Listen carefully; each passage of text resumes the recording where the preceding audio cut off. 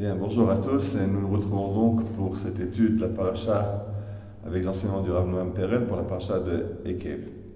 Alors, la Torah nous dit Eretz Chita ou Seora, Vegefen Utena, Verimon, Eretz Shemen Udvash. C'est un verset que nous connaissons, nous savons le chanter Eretz Chita ou Seora, que le pays d'Israël est un pays où pousse le blé et l'orge et la vigne, et le figuier et le grenadier, un pays d'huile et de miel, le miel de date, de sucre de date. Et donc il y a 7 fruits qui caractérisent ce pays d'Israël, 7 produits agricoles qui caractérisent ce pays d'Israël. Et le Midrash nous enseigne Mat marazo enva pesolet. De la même façon que le datier, il n'y a rien qui se perd. Et la tmarea al-achila, les dates, c'est la nourriture. Loulavé al-halel, avec le loulav, on remercie Dieu, on loue Dieu à Sukkot. Chariot le sikour, avec les palmes ouvertes, on en fait du srach pour la soukha. Sivim le chavalim, avec d'autres parties, on en fait des cordes. Sansanim le kvara, on en fait d'autres parties, on en fait des passoires. Shifat korot le karot abayt, et avec la poutre, on en fait la poutre de construction pour le toit de la maison. Et dit le Midrash, Kach em Israël. C'est comme ça qu'est le peuple d'Israël. En ben pesolet, il n'y a rien qui se perd. Et la mehem bale mikra, mehem bale mishnah, mehem bale talmud, mehem bale haggadah. Certains étudient la Torah, certains étudient la Mishnah, certains étudient le Talmud. Chacun trouve sa place dans le monde de Dieu que Dieu a créé, et on apprend ça des fruits d'Eretz Israël.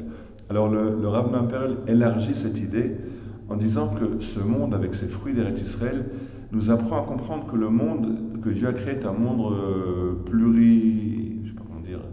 un monde avec une très très grande variété de plantes, d'animaux, de paysages, de climats. C'est ça qui fait la richesse du monde. Le monde n'est pas uniforme, entièrement terne. On raconte sur cette blague de quelqu'un qui arrive, quelqu'un de méritant qui est arrivé au paradis, puis le lendemain matin, on le voit frapper à la porte de l'enfer, il demande à se faire accepter, on lui demande mais tu as droit au paradis, il dit là-bas on s'ennuie. Alors un monde trop uniforme, c'est un monde où on s'ennuie. Le monde que Dieu a créé est un monde qui est très très varié, et cette variété, cette diversité fait la richesse du monde. Alors le Rav Noam Perel nous enseigne Eretz asher kol gidolam gidolam me'avem shiur musar. On peut apprendre des leçons, tirer des leçons de chacune des créatures de Dieu, de chacun des arbres d'Eretz Israël. Et par exemple, on commence par Eretz Chita ou Seora, un pays où pousse le blé et l'orge. Le blé, c'est l'aliment de l'homme, l'orge, c'est l'aliment de l'animal. Donc, il en faut pour tous. Il y a des hommes, il y a des animaux, chacun doit trouver sa place dans le monde. Après, on arrive au vin. Pour le vin, c'est pas directement, on ne cueille pas le vin sur l'arbre, il faut travailler, il faut presser, il faut fouler, il faut faire vieillir le vin, et tout ça on apprend que des fois pour sortir ce qui est le bien de quelqu'un, ou en sortir le vin, ça demande un travail. C'est pas uniquement qu'on vient à l'arbre et on coupe, comme dit le Midrash, que dans un temps futur, dans un monde futur, les gâteaux pousseront directement sur les arbres. Non, le gâteau ne pousse pas sur l'arbre. Le gâteau, il pousse, il y a du blé qu'il faut couper, qu'il faut séparer le grain de l'ivraie, il faut après moudre le blé, il faut en faire du pain. C'est un travail, mais ça demande une préparation, ça demande un investissement de l'homme dedans. Même chose pour le vin. Eretz Atena, il dit qu'est-ce qu'on apprend de la figue? La figue, c'est un fruit qui demande la patience, parce que on ne peut pas arriver devant un figuier et cueillir il n'y a pas un moment de la récolte comme dans le raisin où on peut cueillir les raisins, ou un pommier on vient cueillir la pomme. Les figues, chaque jour, d'autres figues poussent dans l'arbre, mûrissent sur l'arbre. Il faut chaque jour venir et cueillir les figues du jour, et même venir le matin tôt, parce que si on vient l'après-midi, elles sont déjà en train de pourrir ou d'être véreuses. Donc on apprend à venir chaque matin et à trouver les bons fruits. Eretz Haina Tova, il dit quand on parle du rimon du grenadier, ça nous apprend à comprendre, à regarder avec un œil favorable, avec le bon œil, ce qu'on en français, en hébreu, Hain Tova.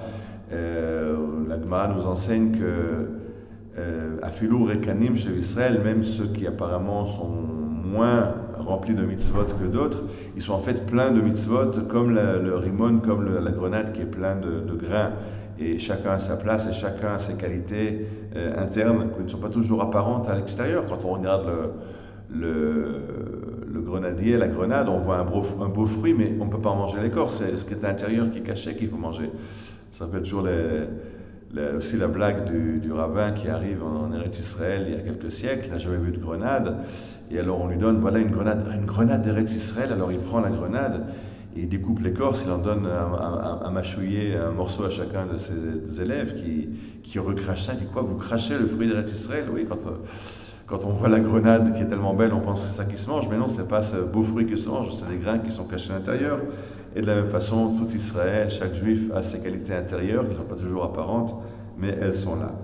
Et pour continuer, il va nous parler de l'huile, de l'olive.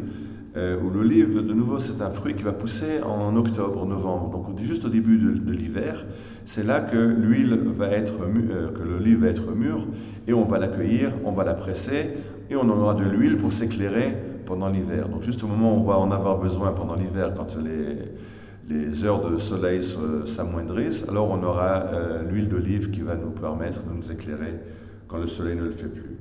Alors, le Rav de Maperel termine, Eretz v'makir adam ki en bo ba'olam adam makom bria koach eroach chaser yeud umeshmat udvash.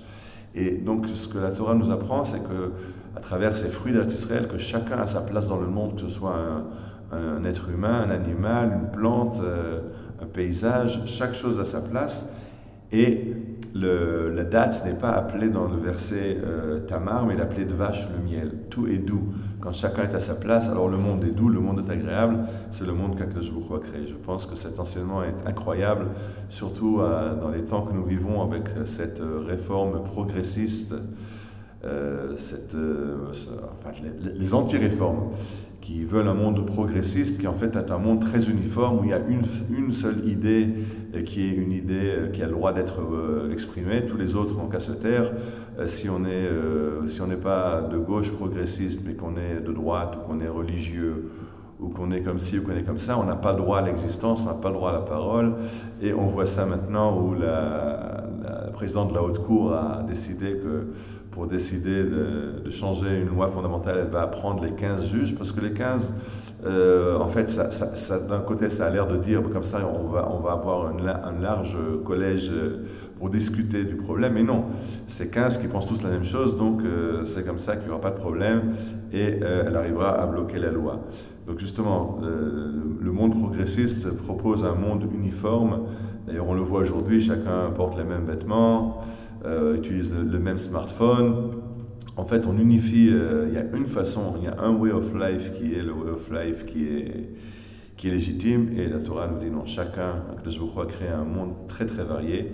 On verra ça aussi dans 2 semaines quand on parlera de Shoftim, quand la Torah nous dira Shoftim, Beshotrim, Titencha, Bechol, Shearecha, tu te nommeras des juges dans chacune de tes tribus. Et Manitou expliquait justement parce qu'un juge de la tribu de Shimon ne peut pas juger quelqu'un de la tribu de Yehuda. Chaque tribu, chaque juif a sa façon de comprendre la Torah, de comprendre le monde. Chacun a sa place et le juge doit être quelqu'un qui comprend les sensibilités de chacun. Donc il faut que le juge soit un juge de chaque tribu et certainement pas un juge qui sont tous sortis du même moule et qui ne professent qu'une seule façon de comprendre le monde. Shabbat Shalom et Bezrat Hashem, à la semaine prochaine.